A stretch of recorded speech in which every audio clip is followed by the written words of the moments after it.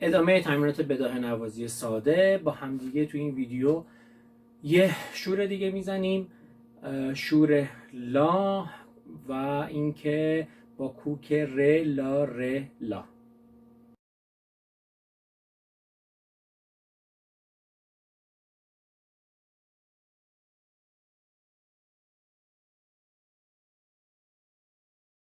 تو ویدیو قبلی هم عرض کردم این ویدیو مخصوص اون دسته از عزیزانی هست که ردیفای اول و دوم استاد صبا رو اجرا کردند و الان با هم دیگه تمرین میکنیم برای بداهه نوازی های ساده. 3 قرون داریم از لا، لا سی سول لا لا ر، لا سی سول لا لا ر، لا سی دو سی لا سی دو سی دو ره، لا سی دو سی لا سی دو سی. اینا جدا. حالا دوره با یارش دوره دو سی لا با یارش دو سی لا سی دو سی دوره دو سی لا سولا سی دو سی دوره دو سی لا سولا.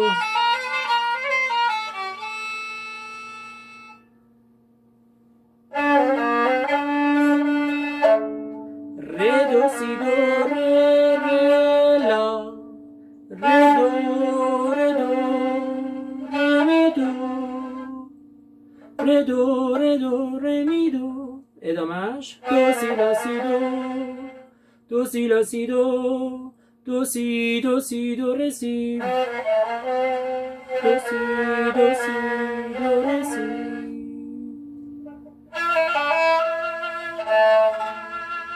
فا می ره می فا لا فا با یارش لا فا سول فا می. حالا آرشای جدا می ره دو ره می.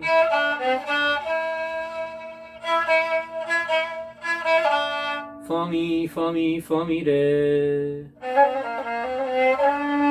دوره دو سی دو سی دوره دوره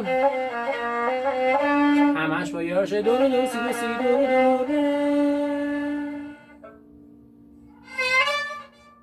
میم رو سیم دوم دوره ره میره دو سی دو سی دو دو ره دو سی لا سی.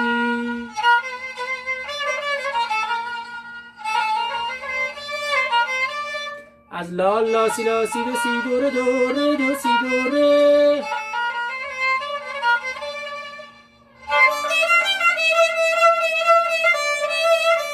از دو دوره می فا سول فا می فا می فا می فا می فا. تکرار می فا دست خودتونه.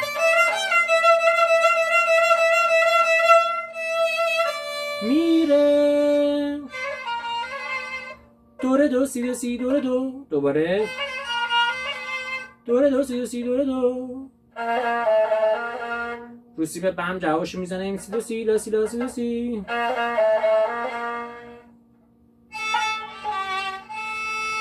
لا سی لا سولا سولا